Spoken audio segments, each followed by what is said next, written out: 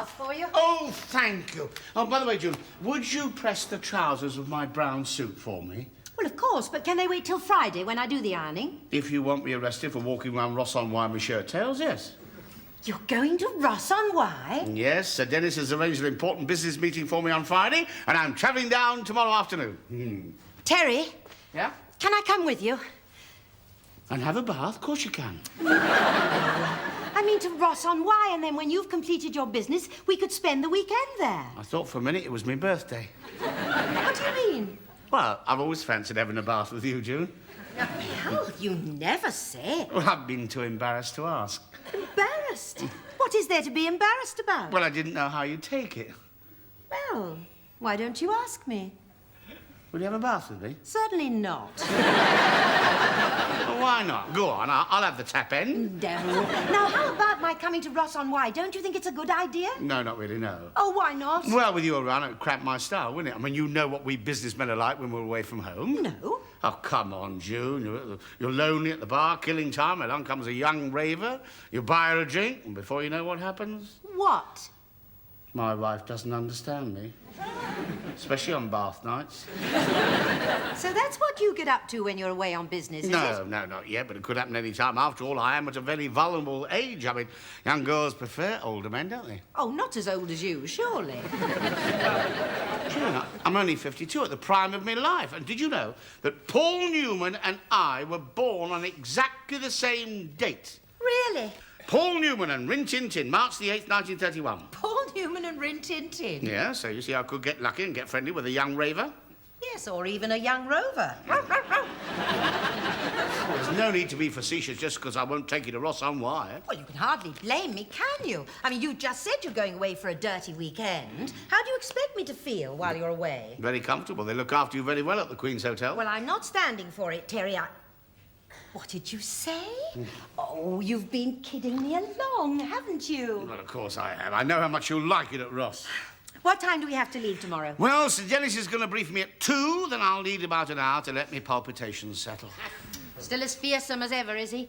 Worse. I think he got his knighthood for his services to the Valium industry. In!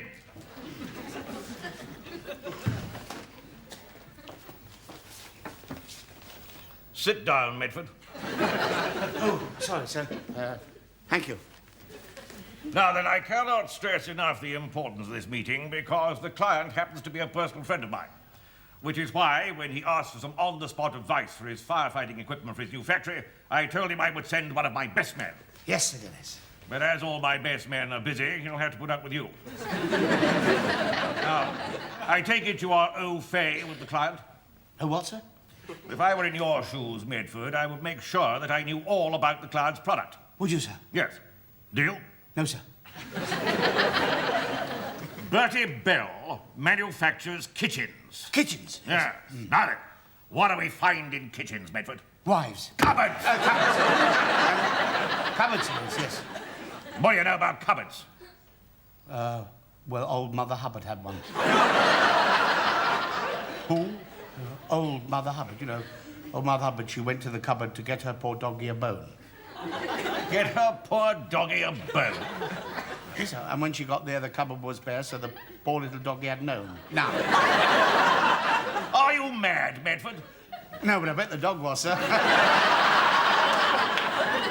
Well, just on the off chance that you are not completely out of your tree, may I suggest that you gather together what remains of your brains and concentrate on applying them to making this sale. I already have, sir. I worked straight through my lunch hour working on his plans for the factory. Oh, you went without lunch, did you? Well, no, I got something sent in from that new sandwich bar that's just round the corner. Well, come on, then, what are your conclusions? Well, the potted meat on rye was very nice. but the egg and cress sandwich was very soggy. Not the sandwiches, you blithering idiots. We're discussing firefighting appliances. Can't put fires out with blasted sandwiches, can you? You could have with that soggy egg and cress one, sir. Medford, you have been in my office for approximately 3 minutes. Thus far, all you have talked about are soggy egg sandwiches, boneless doggies. What are you going to talk about next, huh? Perhaps you'd like to see my recommendations, Sir Dennis. Oh, well, I might as well. Yes. Oh, I can't make head or tail of this. Medford, that is upside down. Now, if I may say so, sir, you are on the wrong side.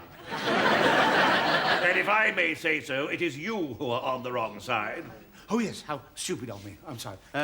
May I?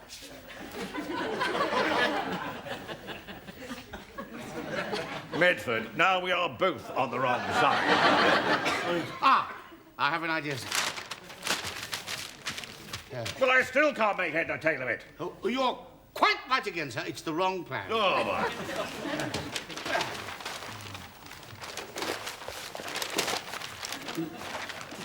May I use your dear wife? Where are my glasses? Glasses, sir? Yeah, my glasses, where are they? Well, they were here a minute ago. What have you done with them?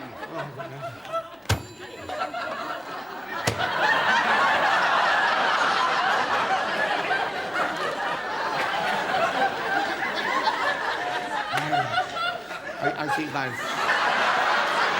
found your glasses, yes. Have I your permission to leave? Get out, Medford. Yes. Out! Only about another 30 miles, June. We should make it to the Queen's by about 6. Have you stayed at the Queen's before? Oh, many times, yes. You'll love it. It's got everything you need for a perfect weekend. Indoor swimming pool, sauna, dancing in the ballroom every night. Sounds marvellous. Oh, it is. And the one advantage of the Queen's is it's at least 3 miles away from the Imperial. Why is that an advantage? Well, that's where I'm staying. June, you don't want to cramp my style, do you? Oh, Terry, please, don't start that again. It just isn't funny. I'm only pulling your leg, June. The trouble with you is you can't take a joke. Well, I took you. I suppose you can take a joke. I certainly can't.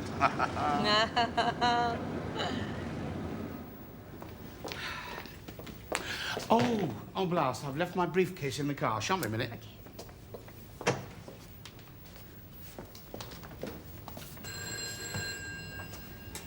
Reception?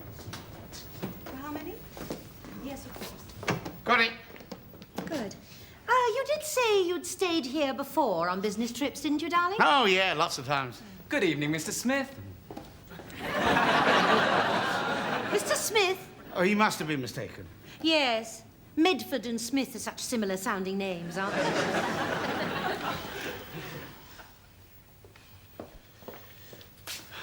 Oh, there you are. Where have you been? I've been talking to the bellboy. He said he was obviously mistaken me for somebody else. Yes, that's obviously what must have happened. As long as it's crystal clear that I have never registered in this hotel under the name of Smith. I never thought for one moment that you had. Oh, that's all right. Telephone call for Mr. Smith. You're wanted on the phone? June, would you stop that? I've told you, he was mistaken. I know he was. I bribed him to call you Mr. Smith. You did? What did you do that for? Oh, I'm sorry. I thought you men could take a joke. That was joke, was it? Oh, very funny. Oh, yeah. 2 large whiskies, please, Charlie. Oh, I was just kidding. Oh, I beg your pardon. I'm so sorry. Make that 2 large whiskies and whatever this lady and gentleman are drinking. You will join me for a drink, won't you? Oh, yes, of course. Thank you. Throwing your money around, aren't you, old boy? Yes, well, I shall have plenty to throw around when you've paid up on our bets, won't we? You haven't won yet. Oh, rubbish. My man is sure to win. We've both entered, chaps, in the single-handed raft race on the river next Sunday. Raft race? I think I've heard of it. The Hay on Wye to Chepstow raft race. No, that took place the other week. We've organised our own mini version. Ross to Simmons yacht. Yes, it's all for charity. You shall come and watch. Shall we, Terry? It should be quite exciting. Oh, a few landlubbers, yes, but I can't see an old sea dog like me being very thrilled at it. Oh, you were in the Navy, were you? Oh, yes, 10 years before the mast. I remember one night off the Cape. Darling, I don't think these gentlemen are really interested in your exploits in the Navy. Oh, they might be. Now, about your drink, my dear. Oh, a gin and tonic, please. And I'll have... No need to tell me. A rum. All you old sea dogs drink neat rum, don't you? Yes. Yes, of course, a rum, yes. Terry, you know how rum gives you indigestion. Oh, don't be silly. The odd rum won't give me the burps, June. But you wouldn't have to drink it if you hadn't started talking about being in the Navy. All right, if it makes you any happier, I won't talk about being in the Navy. unless it crops up in the conversation. Charlie, make that 2 more gins and tonic. It was a tonic being the Navy, you know. Oh, yes, I remember. Actually, we used to have boat races when I was serving in the Atlantic, sharks permitting, of course. Oh, there were sharks about. Oh, yes, I remember once one of our chaps fell overboard in shark-infested waters, but fortunately, we were briefed on what to do if this happened. What happened? Well, the idea was that as the shark approached it, you remained absolutely calm, floating on top of the water, splashed as little as possible, and pretended to be another shark. Oh, that's what he did, is it? Yes, and the shark ignored him and swam away. So he escaped with his life? No, he was eaten by a whale. Well, now, you were telling me about these boat races. Oh, yes, I remember one race. My spinnaker was torn to shreds. My bilges were full to overflowing. And I thought, this is it. This is it, skipper. I thought to myself, this is Davy Jones' locker for you. But then suddenly, like an answer to a prayer, out of the fog came this voice shouting. Come in, number 5. Your time is up. Come on, everyone. Drinks up. There we are. Down the hatch. Cheers.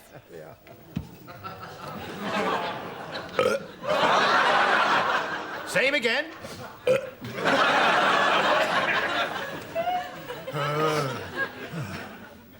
Serves you right. You're awake, then? I've been awake half the night. It was like sleeping next to a flatulent warthog. What were you doing at 2 a.m. staggering around in the dark? I wanted the bathroom. Well, why did you go out in the corridor and get in the lift? I thought it was the bathroom, didn't I? I hope you discovered that it wasn't. After the most traumatic experience of my life, yes, I did. Why? What happened? Somebody pressed the button on the ground floor. For one terrifying moment, I thought I was being flushed down the loo. Will you be all right for your meeting with Mr. Bell this morning? Yes. Oh, you'll be all right. You're having a lie-in. I thought I'd go shopping. Anything you want? A parrot, perhaps? Parrot? Yes, I thought you could carry it round on your shoulder to save telling everybody you were in the Navy. The reason I told those men I was in the Navy is because it is good for business. It was certainly good for the rum business. Oh, my legs are so stiff. I'm not surprised. After dancing 14 hornpipes. I can't dance the hornpipe. We know that now. Oh, my head. Yeah, I've got a bump on my head. How did I get a bump on my head? Don't you remember anything? Not a lot. Not even accidentally knocking the wig off that bald waitress? Hey? Yes, and then you apologised, bent down to pick it up, and that's when you got the bump on your head. You mean I fell over? No. You said, who let this Ginger Tom in here? And she hit you with her tray. Why did I drink so much? Well, you wouldn't have if you hadn't mentioned you were in the Navy with Prince Philip. I didn't know they were going to toast all the royal family. How many did you have exactly? I don't know, I lost count after Coup Stark. I still say that letting it slip that I was in the Navy can do me no harm whatsoever. You consented, Mr. Medford, now, Miss Palmer? Yes, sir. You? So you're Medford. Yes, it's a small world. How are you? Fine again. Did you find your way back to your cabin all right last night? Yes. Do take a seat. A most enjoyable evening last night. Excuse me. Hello? Yes, Parker, what is it? What? Yes, you'd better come over right away and we'll try to think of something. Bad news, sir? Disastrous news. Forrester, my man in the raft race, has broken his arm. Oh, and you bet all that money on him to win. Oh, it isn't the bets that bother me. It's winning the race that counts. It would have been marvellous publicity. Now I shall have to find a replacement. He'll never be as good unless... Yes, who better to substitute for Forrester than an ex-Navy man? Oh, indeed, yes. A past member of the senior service was bound to win for you, sir. Yes. Yes, an ex-naval man won't let you down. You'll be a perfect substitute, I'm sure. Yeah. What?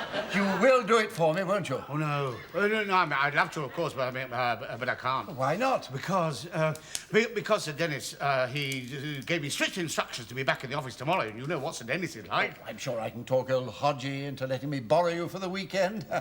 Miss Palmer, get Sir Dennis Hodge for me, would you? Come in. Parker, our troubles are over.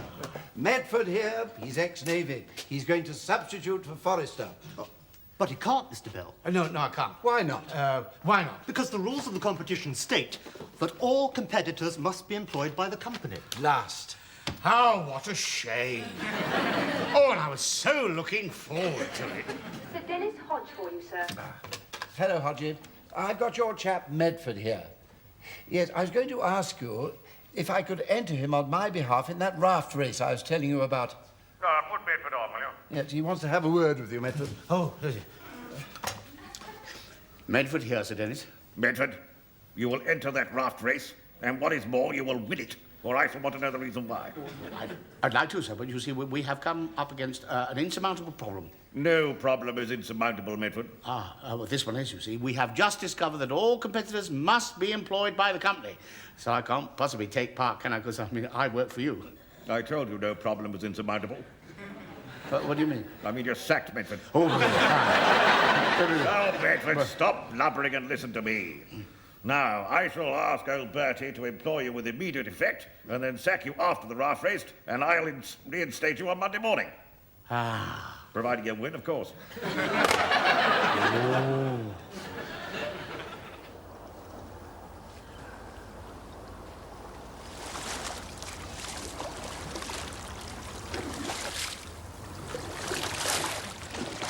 Oh, that looks easy enough. There's Mr. Bell's raft. Hey.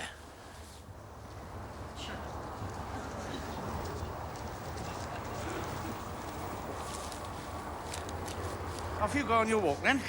If you've volunteered to crew Mr. Bell's raft on Sunday, the least I can do is help. Perhaps it's like water off a duck's back to me, June. I don't need any help. Oh. Well, I'll just see you off then. As you wish. What's the matter? It's stuck. Let me help you. June, I've told you before, I don't need any help. Very well. June! Yes? You're going to have to help me. What do you want me to do? I'll keep hold of the raft. You grab hold of my ankles and put us both to the bank. Right.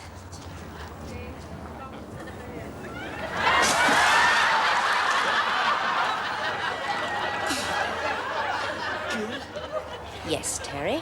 Nip back to the hotel and get me some dry clothes, would you? Yes, Terry.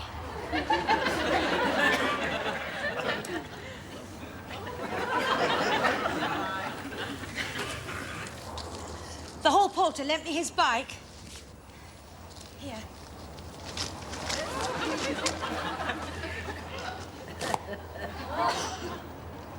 Here we go, then. Do be careful, Terry. Hadn't you better return that bike? Yes, all right.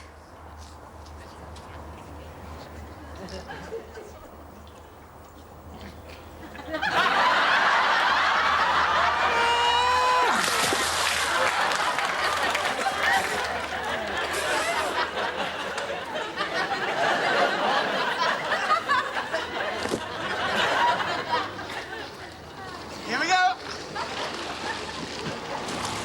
Doing all right, aren't I? You look quite expert.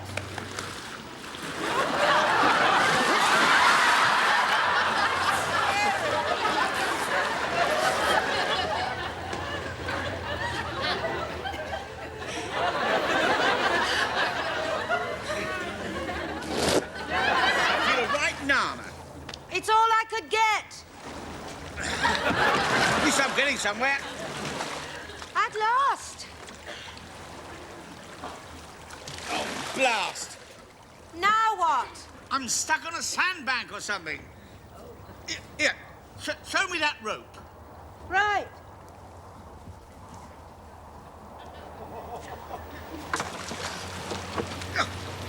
I'll tie this end to the raft, and then you can pull me off the sandbank. What? I'll tie this end to the raft, then you pull me off.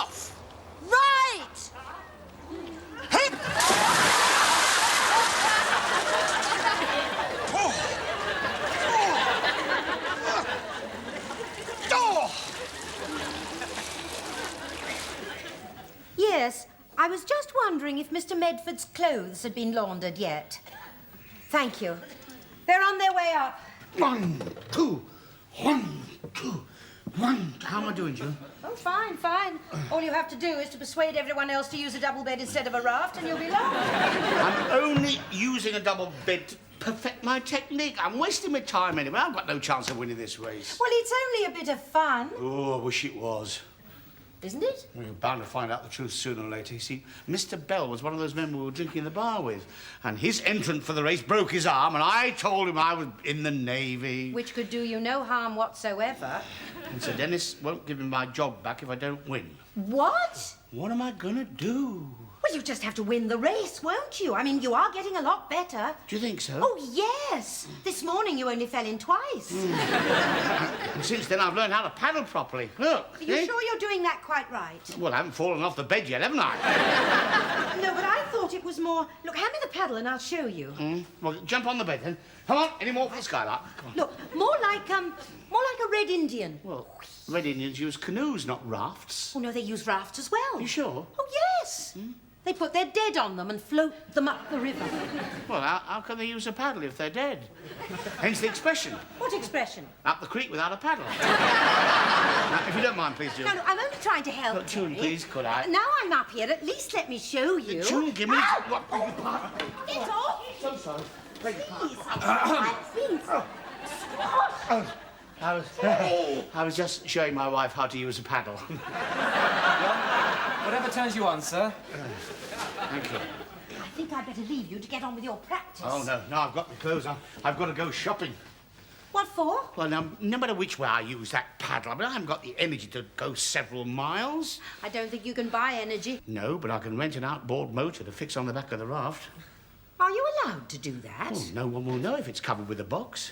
Well, won't they hear it? Not if I soundproof the inside of the box, and any noise it makes will be hidden by the noise of the motor from the referee's boat.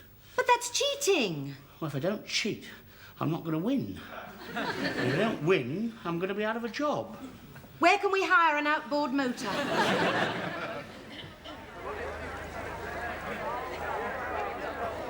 Good luck, Medford. I don't need to depend on luck. He sounds very confident, especially as the other competitors look much younger and fitter. Perhaps he's got hidden power.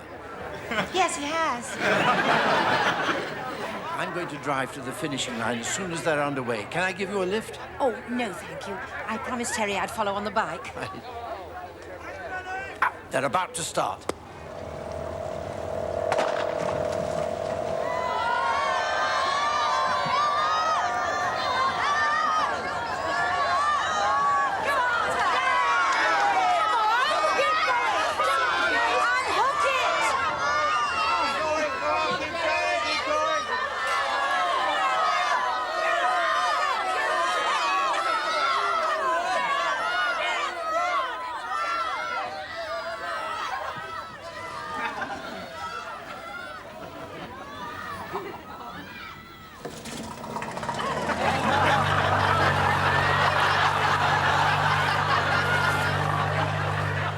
What are you doing?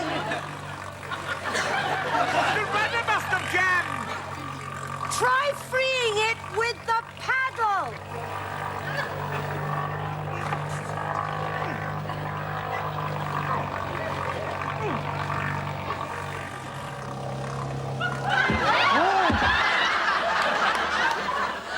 I did that on purpose. I need another paddle. Yes, Admiral.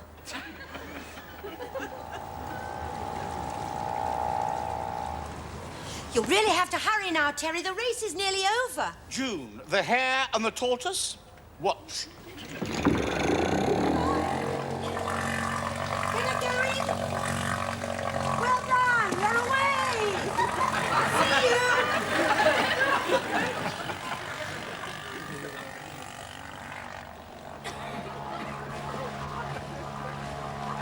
Terry! Where are they? They're just around the bend. Hi-yo, Silver, away!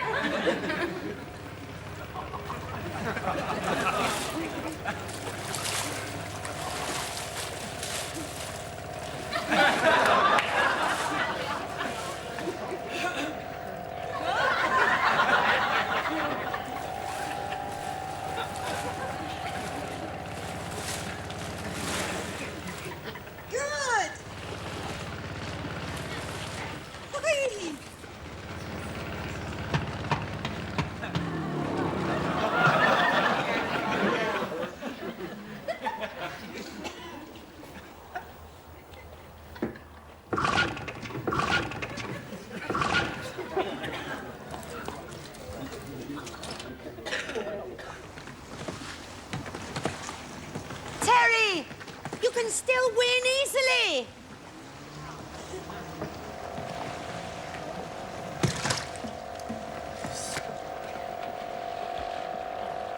Oh.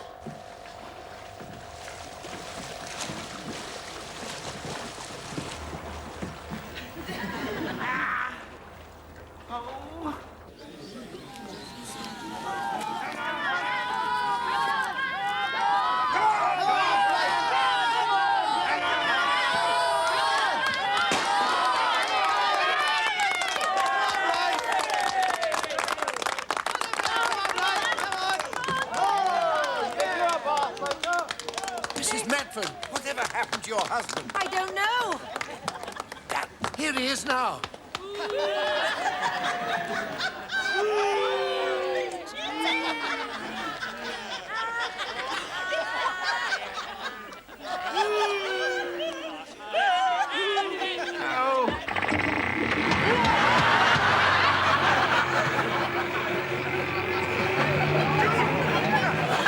If he doesn't stop, he'll go over the rapids.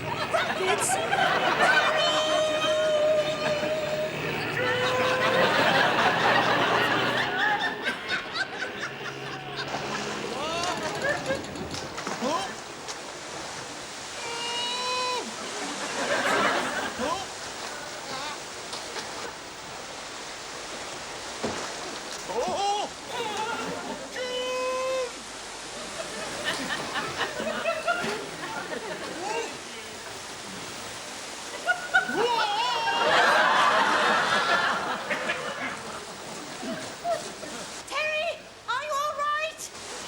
June, don't make such a fuss. I'm perfectly safe. Help! Help!